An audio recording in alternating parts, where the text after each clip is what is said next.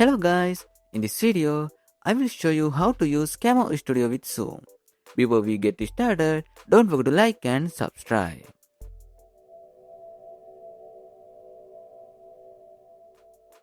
First, open the Microsoft Store, search for Camo and install it.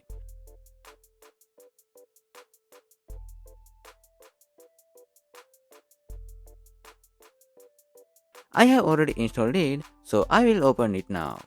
Next, I will connect my phone camera to Camo Studio using Wi-Fi.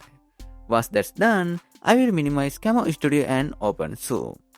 Now, I will start a new meeting and you can see that my Camo camera is working perfectly. If you don't see it at first, just select Camo from the camera drop-down menu. That's it, start your meeting and enjoy.